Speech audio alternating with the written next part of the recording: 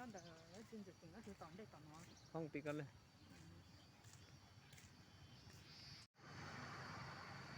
ตอนนี้กี่โมงแล้ววันนี้อากาศช่วงนี้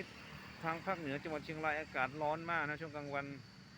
แต่วันนี้พอมีเวลาก็เลยมาเที่ยวสิงห์ปาร์คสักหน่อยหลังจากที่เราไม่ได้เที่ยวนานเลยเป็นเดือนละสิงห์ปาร์คจังหวัดเชียงรายนะเดี๋ยวเราจะพาเดินดูรอบๆไปเรื่อยๆรถมาหลบเมื่อวานมารอบหนึ่งนะแต่ว่ามาสายมาถึงนี้ก็มืดพอดี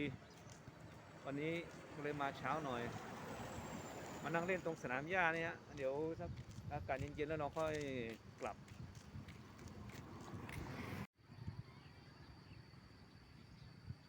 สถานการณ์โควิดกลับมาเป็นปกติเราค่อยมาเที่ยวให้หนำใจไปเลยนะช่วงนี้โควิดกำลังระบาดคนไม่มีนะไม่มีคนมาเที่ยวนะสิงห์ปาร์คช่วงเย็นๆอย่างนี้อากาศจะดีมากเลยนะ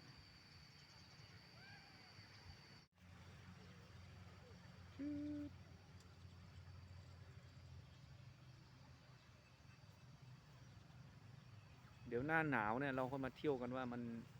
จะสวยสดงดงามขนาดไหนช่วงนี้หน้าฝนนะหน้าฝนก็เลยหญ้าก็เขียวขึ้นมาหน่อยไม่ค่อยมีคนนะเพราะว่าโควิด-19เนี่ยระบาดคนไม่ค่อยมาเที่ยวกันเพราะว่าต้องอยู่บ้านนะแต่พอดีวันนี้พอมีเวลานิดหน่อยก็เลยอยากจะมารับบรรยากาศช่วงเย็นเพราะว่าช่วงกลางวันนี้อากาศร้อนมากนี่นะฮะบริเวณรอบๆ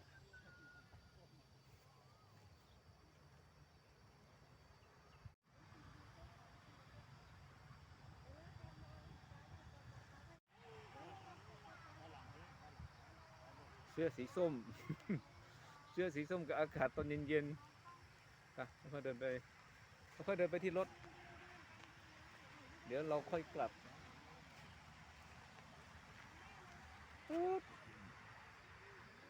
จับมือหน่อยจับมือหน่อยจับมือหน่อยจับมือหน่อยจับมือสิงหน่อย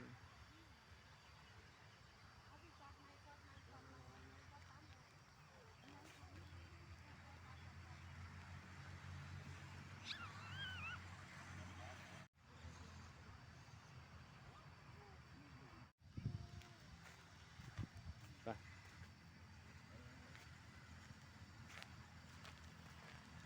เดี๋ยวเราจะเดินกลับนะครับซื้อกับข้าวกิน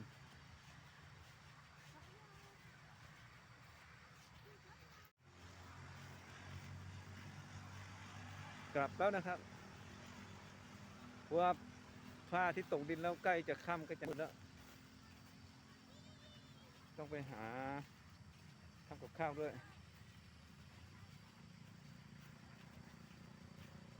อีกประมาณสัก1 เดือนเราเจอกันนะครับ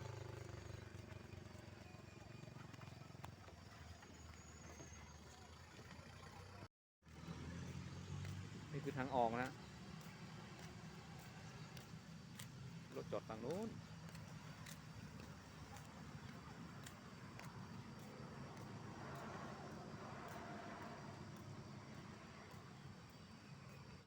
อากาศร้อนมากครับที่เชียงรายเย็นๆนี้ก็เลยพอมีเวลาก็เลยออกมาสูดอากาศตรงสิงห์ปาร์คนี่สัก5-6 นาทีก็ได้เวลากลับแล้วนะฮะเดี๋ยววันหลังเราค่อยมารีวิวให้ดูสถานที่สวยๆอีกนะครับผมสวัสดีครับ